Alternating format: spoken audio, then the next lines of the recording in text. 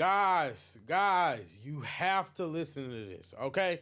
This is important. This is important because what these people are doing is they are manipulating you on a microscopic level. So listen. I have a problem with one thing in particular amongst a list of things.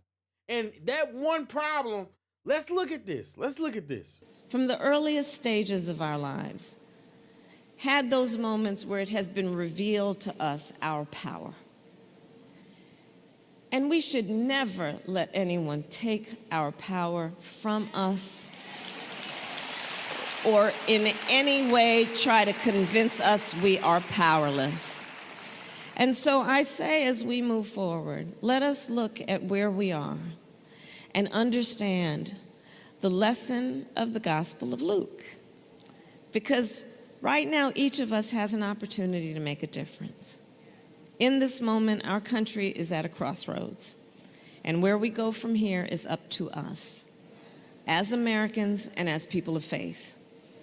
And now we ask a question. We face this question: what kind of country do we want to live in? A country of chaos, fear, and hate, or a country of freedom, compassion, and justice?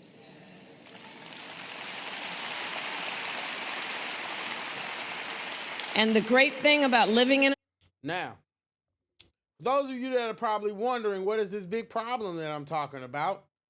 Look at Kamala Harris, okay? This one, look at where this woman is. Do you see that? Do you recognize that? The thing that she is standing on is a podium. And do you see the banner in the background? It's not just any podium. She's not just giving a speech anywhere. She's giving a speech in a church. Okay? So look, I'm just going to be honest with you guys. I have a huge problem with preachers renting out their pulpit to politicians. I'm sorry. I have a problem with it because guess what?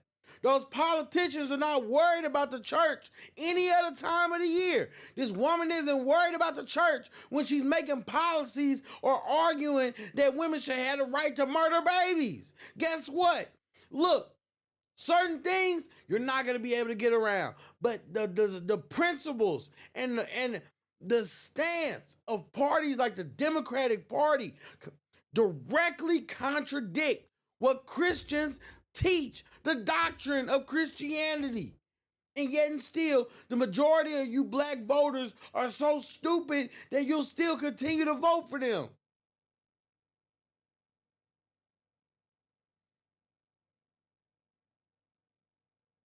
But that's neither here nor there. Why is this really a problem? Why is this really a problem? Democracy is that we, the people, have the power to answer that question. So let us answer, not just through our words, but through our action and with our votes.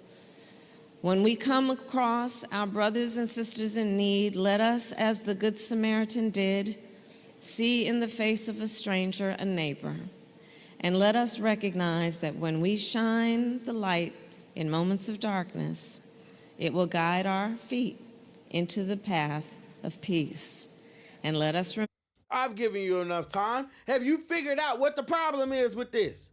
The problem is that Kamala Harris is not a minister. She's not a preacher. When you go to church, you should not be going to church in order for these people to use it as a platform for political stunts. And I'm not going to be mad at them for trying to do it. I'm going to be mad at you for being dumb enough to fall for it. You're supposed to know better. That's why people don't respect the church like they do now.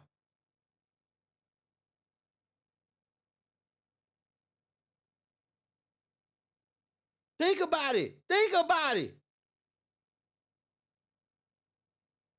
When you go to church, you're not going to church so that, I can hear about political problems. Oh, I can hear about the world and all that kind of stuff. You're trying to get away from all that.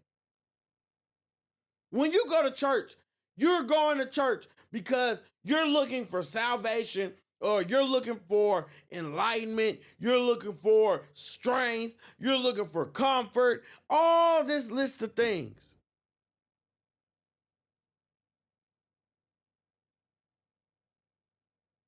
But the person that's supposed to be your shepherd, the leader of your house, just allows politicians to just come in and turn it into a circus.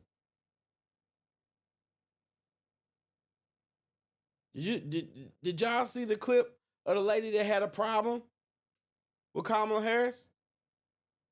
She had the woman kicked out of her own church. Kamala Harris may never go to that church again. She had her kicked out.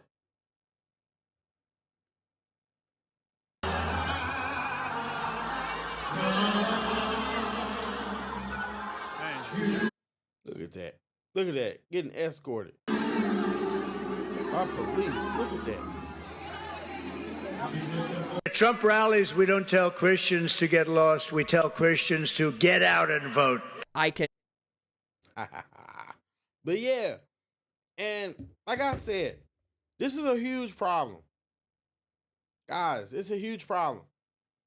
Because there is no reason why pastors should be renting out their pulpit to church. I mean to politicians. If I'm being honest, the truth is, I personally believe that pastors should even minimize how talking about politics, even in church.